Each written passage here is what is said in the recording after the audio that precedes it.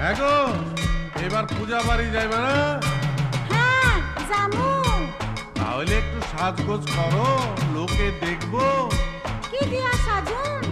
এইবার কিছুই তো দিলা না। কেমনে দেমু? এবার পূজা বোনাসও পাইলাম না, তোমারেও কিছু দিতে পারলাম না। চাই না আমার রেশমি চুড়ি, চাই না